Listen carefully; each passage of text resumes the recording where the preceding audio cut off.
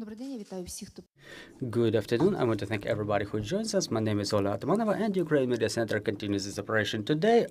And our next activity will be dedicated to the presentation of Transparency International Ukraine sociological study named How Ukrainians Perceive the Corruption Issue in Ukraine. So today we will talk in detail about it. There will be a presentation of the second part of the large study, the public opinion survey about the condition of and existence of corruption in Ukraine, about Euro integration recovery. So let's see what are the results of the study and what they are supposed to mean for us. So let me introduce our speakers. Joining us in our studio are Andrii Borovyk, Executive Director at Transparency International Ukraine, and Anastasiia Mazurok, Deputy Executive Director at Transparency International Ukraine.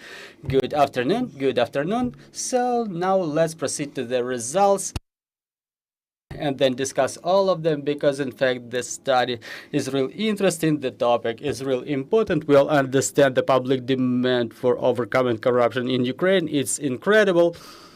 So tell us, what have you been able to study? Thank you very much for having us and for this opportunity to present this study. It's in fact the third wave of our study. The previous two waves were taking place in spring and autumn 2023. It's important to emphasize that the field works, the collection of data was over before the famous protests with the cardboards and all that crisis about Nabu and Special Anti-Corruption Court. We collect data with the help and support of the InfoSapiens company. The data is representative. It's been collected through telephone interviews, and it's been collected from the respondents from all regions of Ukraine that are currently under Ukrainian control. And today we're going to present our data with comparison to the previous waves, and we will show the differences that demonstrate certain trends that are really of significance. So let's proceed to our key results. We were surveying our respondents, asking them to what extent, in your opinion, the corruption problem is widespread in Ukraine. In red is 5 and 4, so 5 and 4 points at 5-grade scale. The majority of Ukrainians, they say that the problem of corruption is very widespread in Ukraine. In fact, it's a trend that was set long ago when Ukrainians emphasized corruption as one of the most important problems. But again, please pay attention. At this slide, we can observe certain correlation between the age of the respondents and the evaluation of the gravity of the problem. The younger the respondents, the easier they take the problem, and the older the population, the more serious they deem the problem of corruption as widespread in Ukraine. And the residents of small village also mentioned corruption as a serious problem more frequently. And I was personally surprised by the fact that the women more frequently evaluate corruption as a more serious problem in Ukraine rather than the men. If we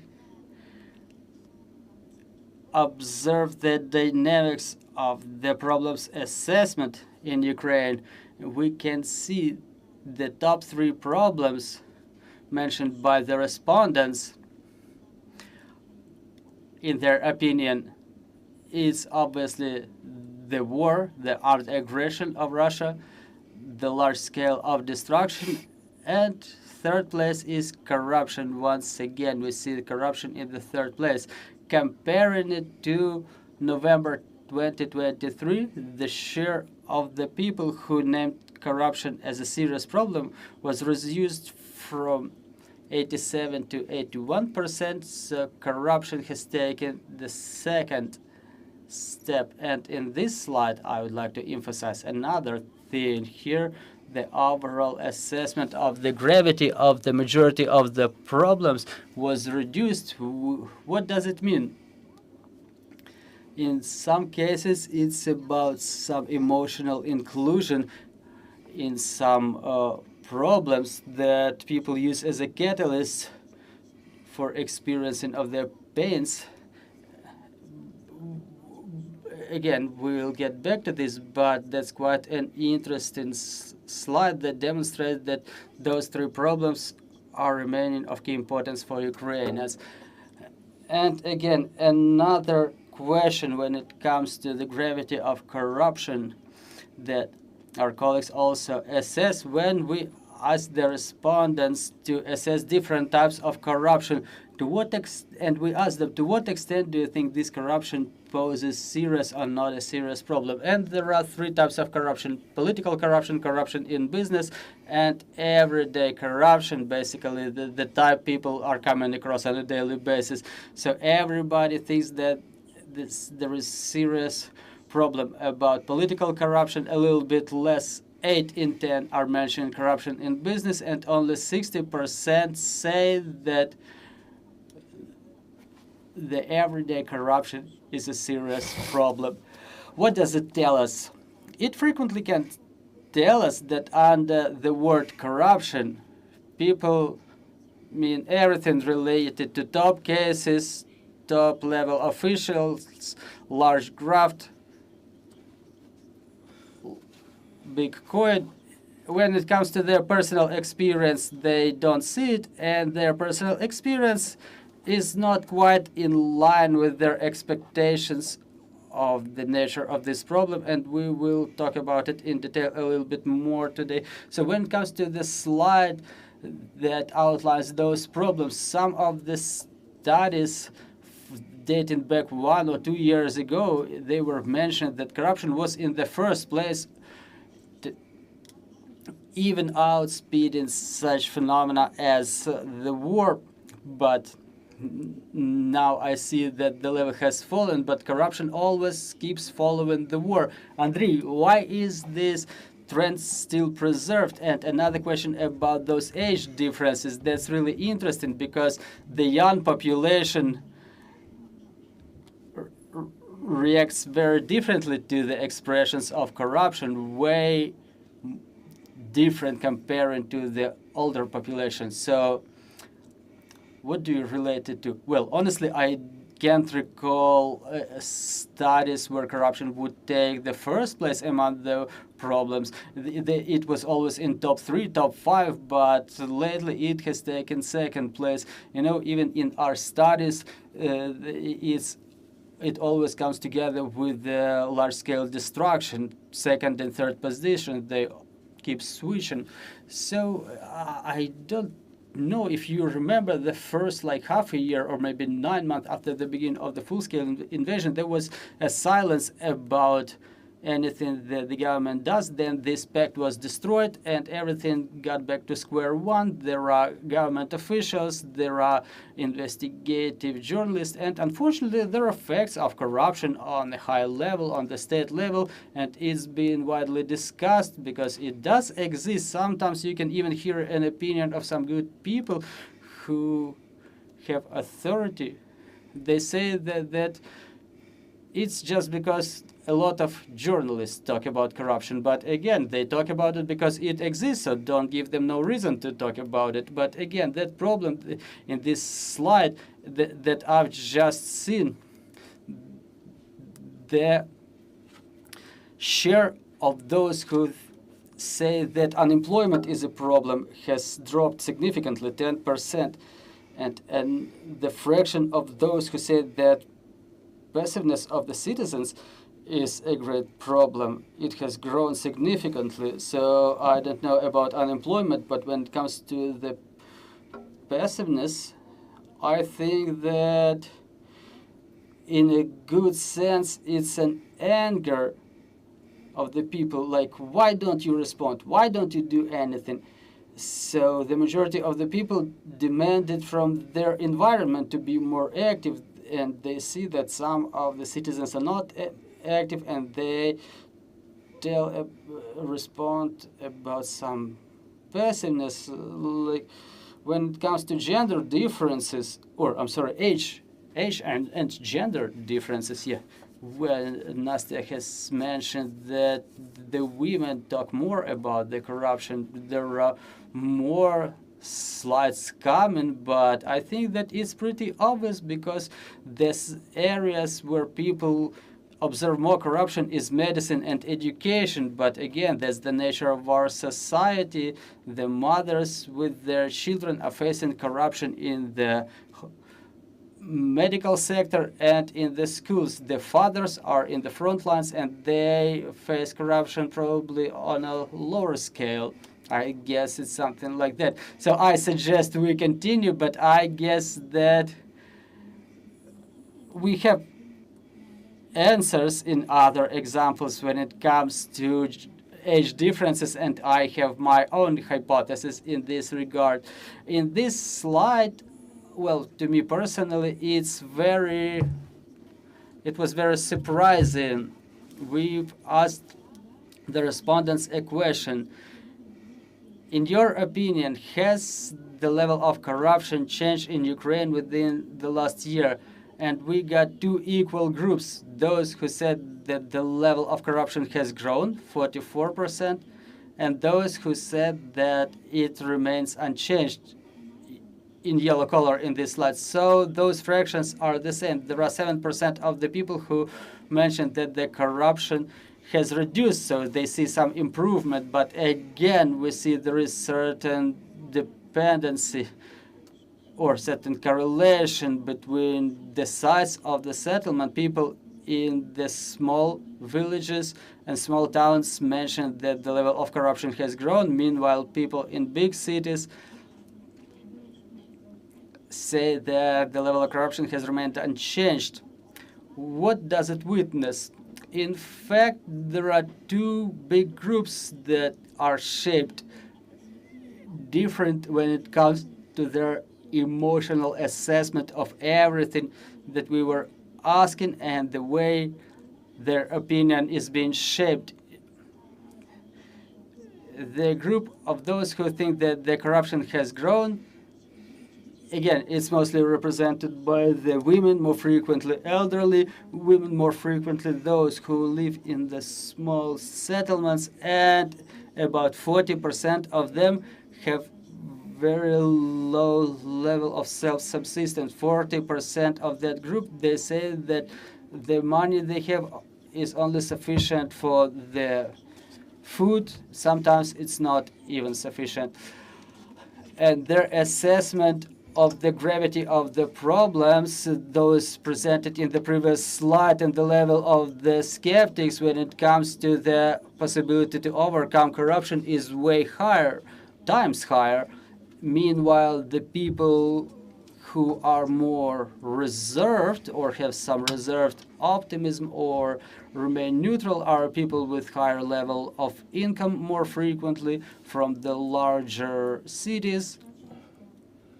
Very frequently, those are the representatives of active categories of population, working population, and those people are frequently more optimistic and constructive in their assessment of the results of overcoming corruption, and respectively we will be able to see the way the data is transformed and influencing the public opinion. So correlation between those who think that everything is becoming worse. I mean, with your experience, you understand that there is no such correlation. Well, in fact, it's not a definitive factor. I would rather say it's about that common sentiment. It does influence on my personal experience. This is how interestingly it works. And now in this slide, well, it's a pretty complex slide. I have a number of methodological remarks to mention before we proceed to the essence. We've provided 8 statements that the respondents had to either agree or disagree with.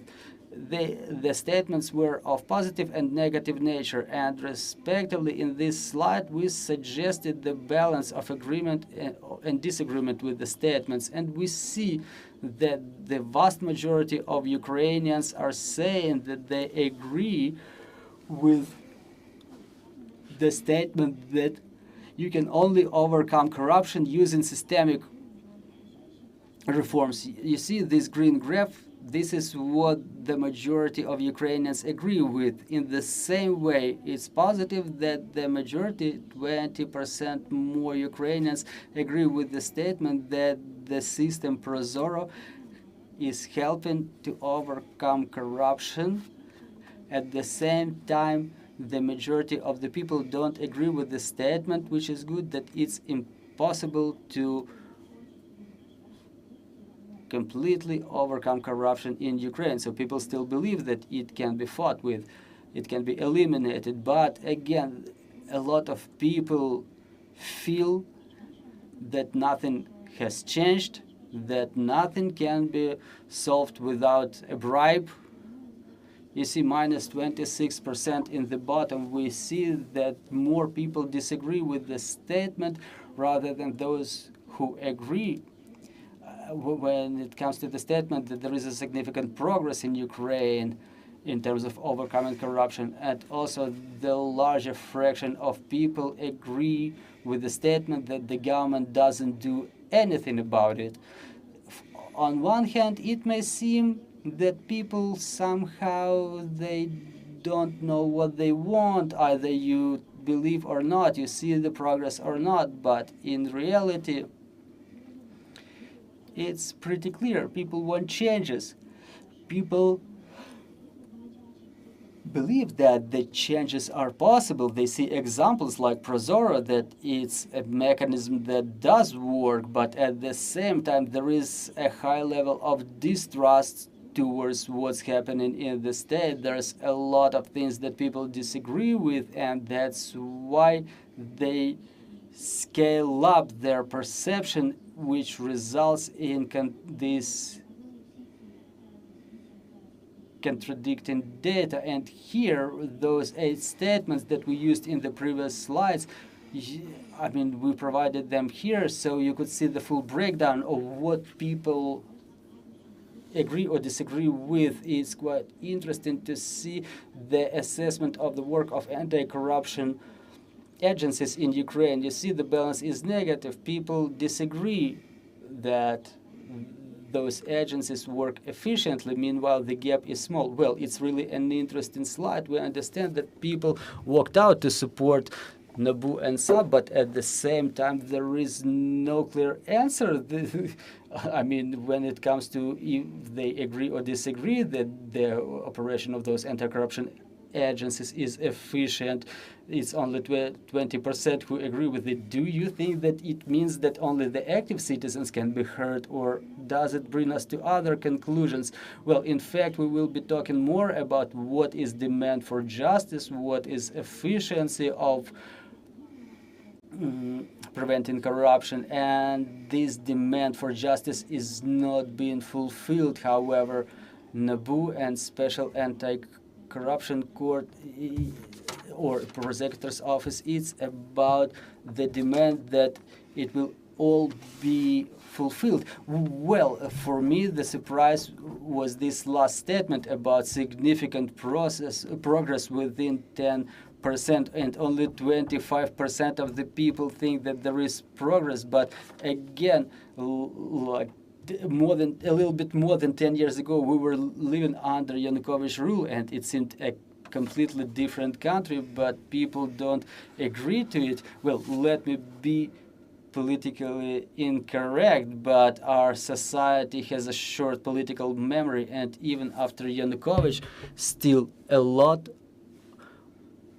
of people who were supporting or were associated with Yanukovych got into parliament. So I mean, again, it's a threatening signal. I'm not saying we shouldn't pay attention to this figure, but again, memory, is sophisticated thing. Sometimes it's difficult to recall what was happening like 4 years ago. Now we're focused on what started 3.5 years ago.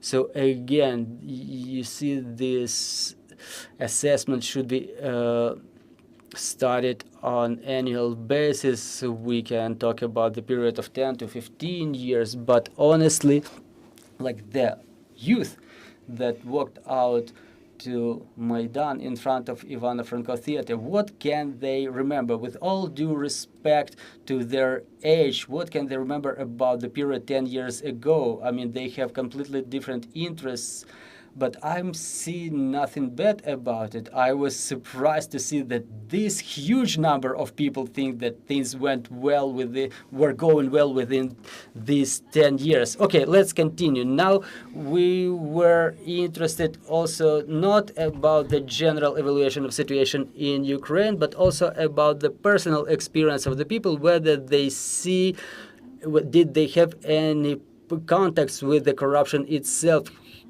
We were asking people whether they had any personal experience, and we were asking whether the members of their families were coming across any corruption experience within the last year. And in this slide, we can see that 30%, like 1 in 3 Ukrainians, mentioned that yes, either me or the members of my family had certain experience. And when we said, all right, after that experience, what did you do about it? 23% said that they agreed to it or they've committed that corruption activity, and 61% said that they refused corruption and they didn't do anything about it, and another 7% said that they refused and they reported the fact.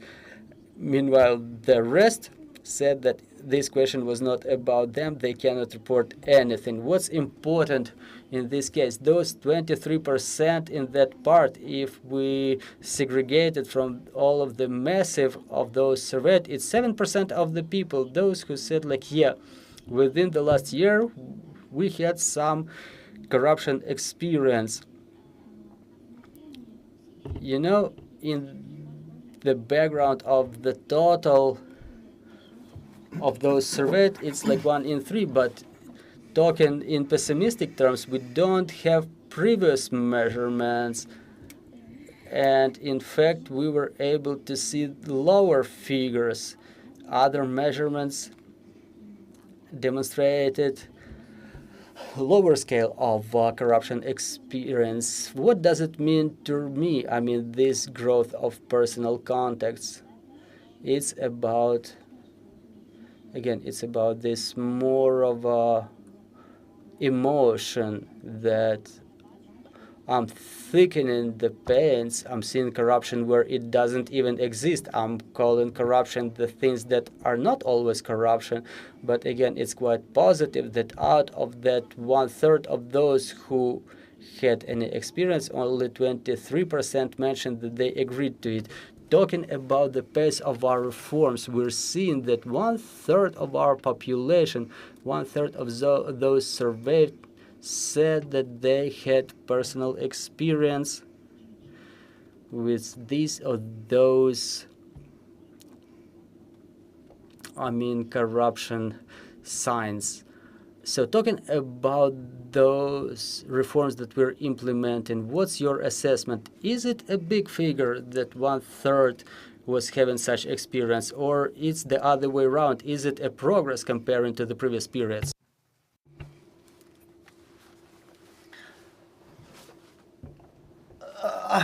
I was in a good mood today, but this question is kind of make me out of order. But I really do think that it's a good number with a certain potential to decrease. It's good because only 23% agreed to anti-corruption story. The others just let it go. So the change happened in the head. That's what's key. And in reality, on the state level, nobody's working. However, in 12 years, this story changed. And 10 years ago, I think it was really a different situation. There is numbers more than 54% of people said that they had a personal experience of corruption. But then again, in order to prevent, maybe somebody will listen and take it as their banner. Look, we are fighting corruption. So it's more about more digitalization, which diminishes the human involvement, but also this is also about people having opportunity to cross a bridge and see that it's operational, and the financial means for its repair are not embezzled, and thanks to the digitalization, it is natural that the human factor diminishes, and as a result the demand from a person for corruption actions will be diminished. Also, some more numbers about. We asked what people think. How corruption can be corrected, and most of them, 53%, said that it cannot be repaired, it cannot be corrected. More than a third, 35%, in exclusive cases, they can allow some cases of corruption. It has to be noted that the majority of the Ukrainians majority of Ukrainians said that they are not ready to tolerate the corruption, and 23% said that yes, in a majority of cases it cannot be justified. So, as we can see, that people that are ready to justify corruption in any case it has decreased. However, the cases that they are ready to allow corruption or justify corruption, the majority of people, for the majority of people, they said that health and education are not the questions that they are ready to stand corruption and when receiving any kind of service, if they had a corruption cases met in their experience, the first one was mobilization, a second one was receiving some kind of reference, also some kind of checks, and also a very interesting number about social services or subsidies. There is also a factor that the exact same group that said that no corruption at all and everything is bad. The first group that we characterized,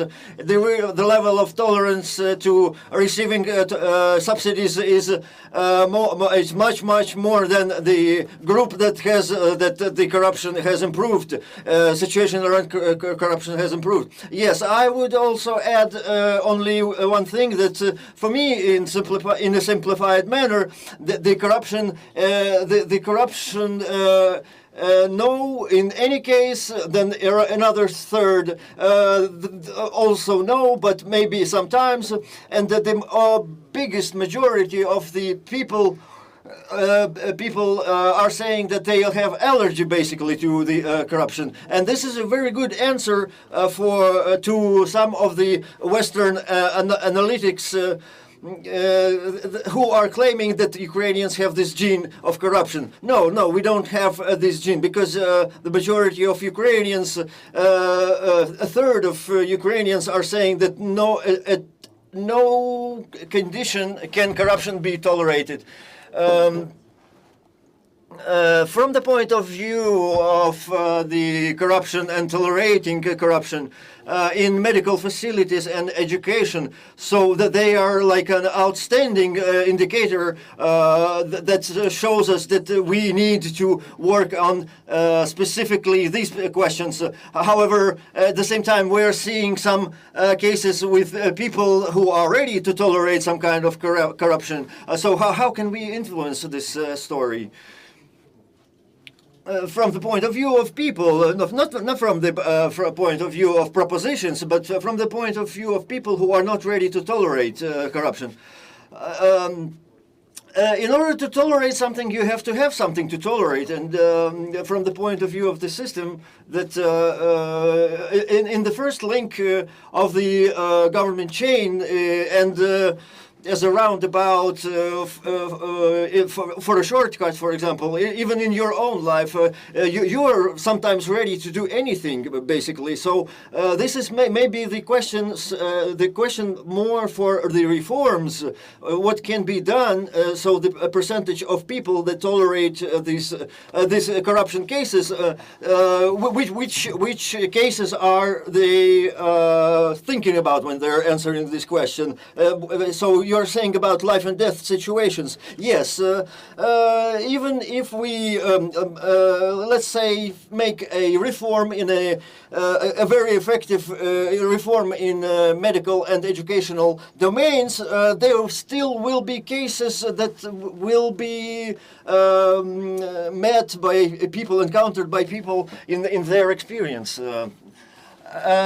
And now we invite to check another interesting blog, how media is showing the fight with corruption. And this is not an analysis, that's more like an estimation of a perception of Ukrainians, what they see in the media.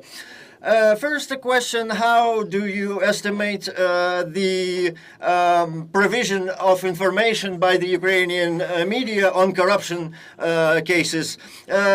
Majority, two-thirds of people are saying that the media is decreasing the influence of a corruption. Next group, 19% are saying that they are overestimating the corruption. So 70% of people are saying that the corruption is not given in an objective manner. So the real scale of the corruption and the image in the media. How do you think? How correlated it is? What do majority of the people are thinking? So this slide with these numbers was a shock for us. We couldn't explain it. We could not really explain it. We are basically are located in the same bubble, informational bubble with her, and we could not. We could not see any kind of material or a journalist investigation that could be showing that the corruption provision, the corruption information on corruption is not sufficient. We could not wrap our heads around it, and we do have investigations and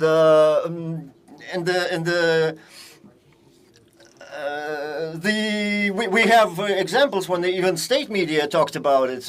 So we have this assumption that people are angry right now, that they are overestimating the existence of corruption much more than the media, because the media are working from the professional take. They having professional take on the problem. Meanwhile, the people are ruled by their emotions more, and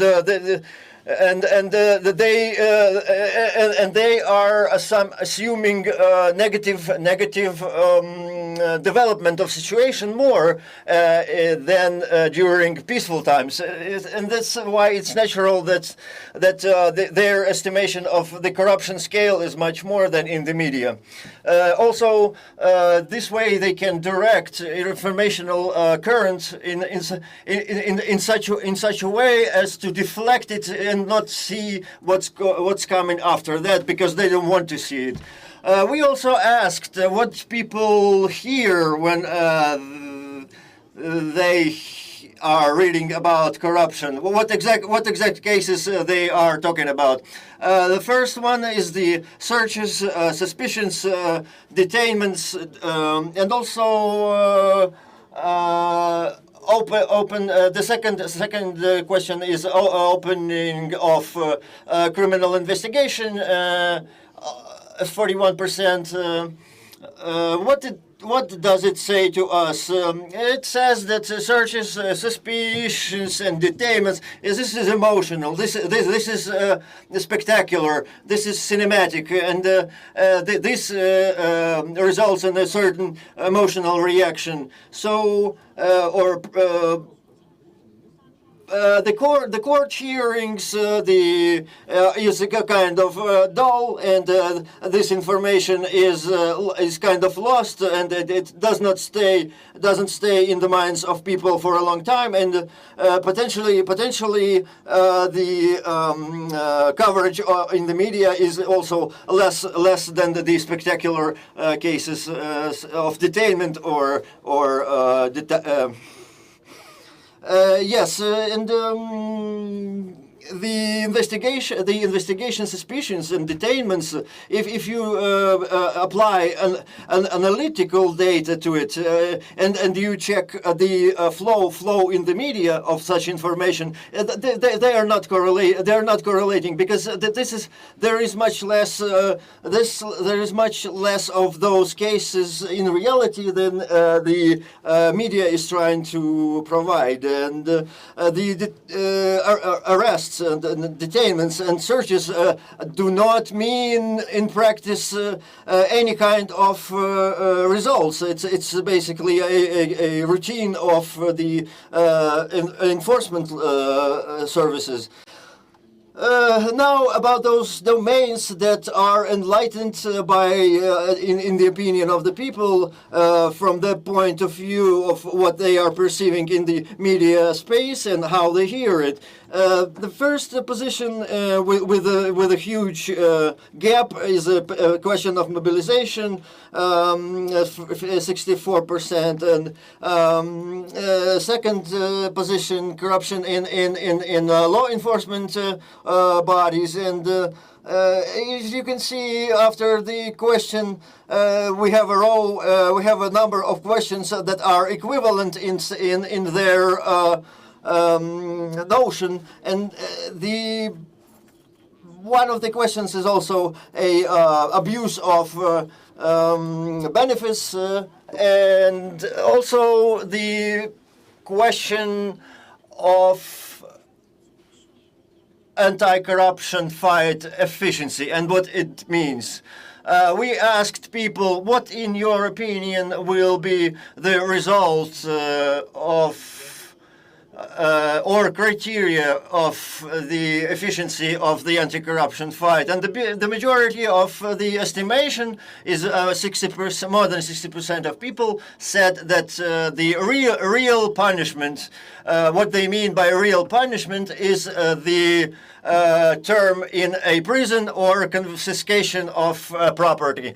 Less than 27% that are talking about giving back the money to the state, basically, and much less people are talking about logical finish of a case in a court. Also, there was a thought experiment that we conducted. What is a punishment? And in a series of experiments, they proved that it is very important to have a freedom deprivation punishment has to be present in the punishment.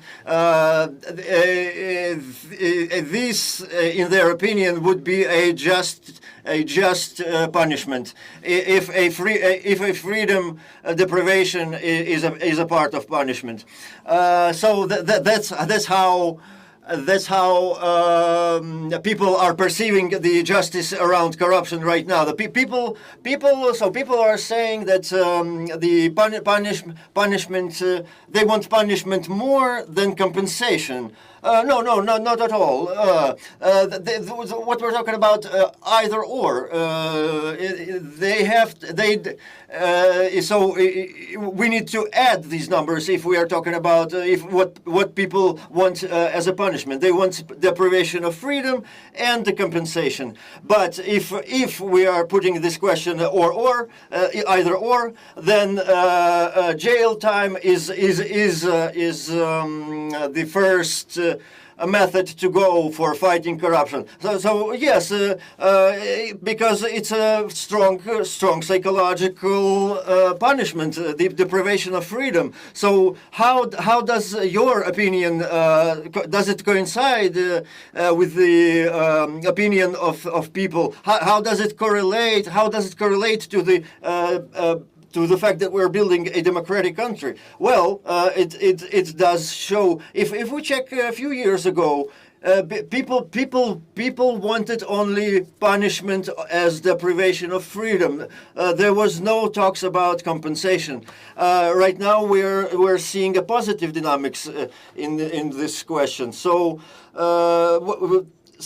It also needs to be noted that the corruption is associated with all kinds of problems in the society, and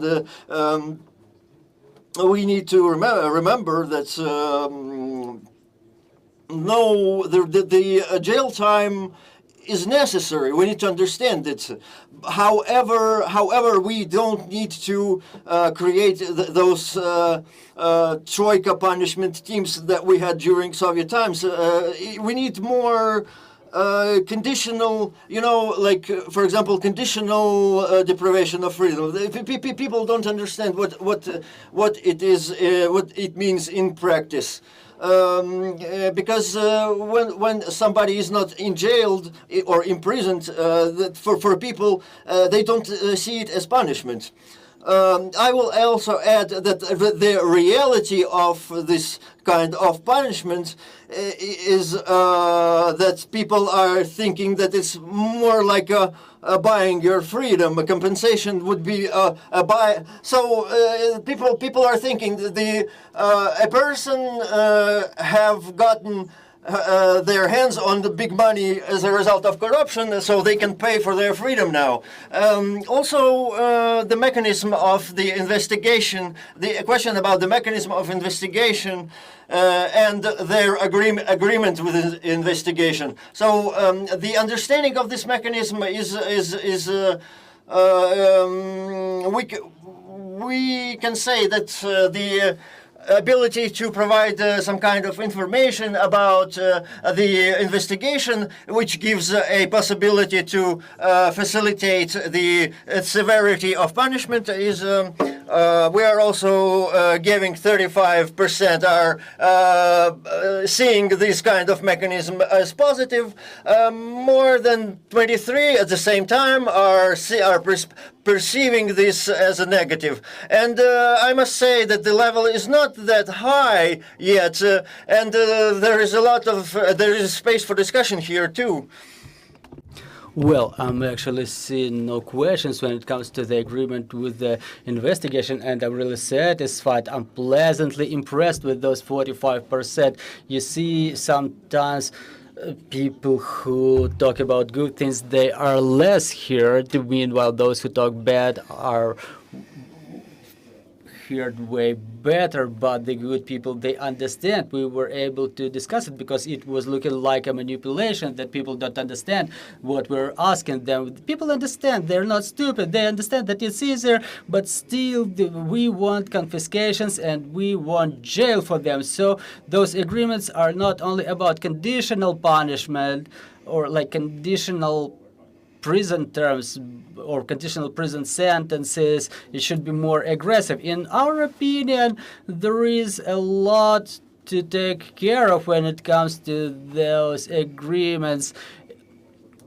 But again, it's been evaluated very subjectively. It should be given more shape. For example, the courts should have more authorities to dig into details when it comes to investigation, but the mechanism is pretty well functioning. In NABU, Special Anti-Corruption Court and SAP are all using it. I know that it's been widely used in other levels of law enforcement. There is space for growth. It hasn't been existing in Ukraine in practical terms for a long time, so case by case, the opinion will be changing, but hopefully those 45% will grow up to 2/3 or 3/4 of population, and it will be a very good result. But there will be others who will not agree to it, who will not accept it. Well, obviously this tool was not so well communicated. Obviously it didn't get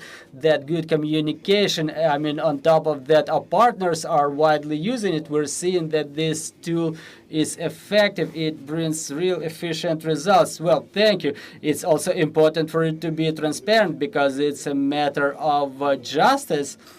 Also, in this slide, we can see the data about the level of awareness of the people about the cases of punishment of the corruptioners. So their self-evaluation of this fact. 30% say that yes, they are aware of those cases of punishment. And in this slide, we've also provided the information about correlation of awareness, how well it's related, like when people say like, yeah, I know that there are facts, there is fight with corruption, comparing to the way people assess those statements, whether things are good or not good. We see the direct correlation here. In green are the respondents that agree to the statements, and in red are those, or I would rather say so, in green are those who say that yes, there is punishment for the corruptioners. In the upper part are those who agree, and in the bottom part are those who don't agree. There are people who say like, yeah, I know that the corruptioners are being punished. And frequently those same respondents say that there is progress with overcoming corruption in Ukraine. They agree to this statement. 36% of them agree to this statement. And the majority of those people who know about the results, they say that yes, such anti-corruption agencies that we're talking about, they're operating and they yield results, and they say that the system works in a transparent manner. And way rarer they agree to the statements that government doesn't do anything to overcome corruption. It's only 55%. I mean, the opposing group is 55%, and among them, very little numbers say that you cannot achieve anything without graft. So again, for me, it's the evidence of the poor communication of the results. If there are the messages popping up, they should be conveyed to the target audiences in a shape that is clear to them, so they get clear understanding that there are results, so that they can associate certain prison sentences with the results of fighting corruption. And our slide about the emotions that you feel when you hear that someone is getting caught for corruption. Unfortunately, only 15% say that they feel hope for justice. The majority are being skeptical because they're going to buy their freedom back, and for some, like 28% say that they have doubt because it looks more like a PR or just showing off, but 15% say that they feel some positive emotions, that they hear about facts of fighting corruption. For me, it demonstrates the high emotional tension around the topic of corruption. Corruption as the epitome of everything unjust. Corruption as the demand for justice for all of the evil, not only for the embezzled money. Everything that we cannot touch, I mean, everything that we cannot achieve. I mean, there is a huge demand for negative, huge demand for better lives, for European rules, justice, law, rule of law, a lot of components, professional training of the people in power. It's a multifaceted story that shouldn't be perceived in a linear manner through the prism of corruption. But again, this slide, I guess, is very diagnostic when it comes to the conditions Ukrainians ended up in today, unfortunately.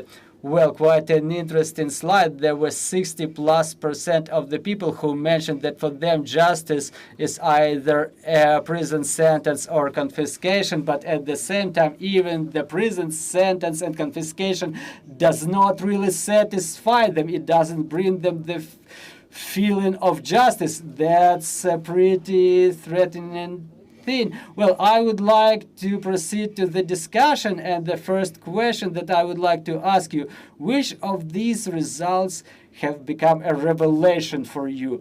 Well, to me, it was a revelation about the mass media, the 60% underreport. Like sometimes I do myself a favor, like I organize a day off from corruption news, and I was really saddened by this slide. Like I didn't think the people are so skeptical, and the people, you know, a year or year and a half ago, people were just tired and desperate. Meanwhile, today they are desperate and angry. It's not good or bad. It's just the way it is, because this situation in the society, it resulted in this reaction to what the parliament has done with the government in the end of June. And I would like to believe that if the similar studies would be seen in the government, they would hardly resort to those activities that they resorted to, because this is very illustrative. I mean, somehow kind of like that. Nastya, well, to continue what Andrii has just mentioned, the people are not only angry, but they are also divided into two large groups. One is saying that everything is just getting worse, and another group that says that at least the things don't change. So I was really surprised by large fractions in both of those groups. I mean, 40% in every single one of them, and their differences in terms of emotional pressure, overall assessment, and I think that this gap is just growing. And despite the fact that people consume information in different ways, those information channels are already, I mean, they're used to those information channels. They all live in their bubbles, and this tendency can only grow and result in some explosive consequences. When it comes to figures, 60% plus, 60+% people demand jail sentences, 72% are skeptical, and more than 60% they say that nothing is changing. Is it something that we could expect during year 4 of war? I don't know, but this combination of figures is terrible, and what it would result in is difficult to predict. But the fact that there will be an acute reaction to any injustice, specifically when it comes to any restrictions on Nabu and SAP, I mean, there will be a reaction. The society will be retaliating, and the government needs to hear it. Well, and the next question is right about it. How do you see those challenges for the civil society, for the government, based on what we've seen as a result of this study? Well, first of all, I would divide it in a number of levels, because first, we need to continue fighting corruption. It's clear that we need more investigations, punishments, preventive measures. We need to make it impossible, along with all of the changes that are already launched in our country. And another thing that is important for both us as a civil society and the media, We need to be honest and constructive when it comes to reporting of information, when it comes to communication of information, the way that we engage the spectator, the listener, the reader, to make sure that this dialogue becomes constructive for all of the society rather than aimed at launching this cognitive cycle like, yeah, we can confirm everything is bad, nothing is changing. So I'm not talking about censure, but we need more balance and more of a comprehensive nature of information. And second, it's about the situation of the state, society, economy. A lot of those things, they are being reinforced by personal contradictions and desperations when people don't have enough strength to carry on. And this political corruption flourishing in billions and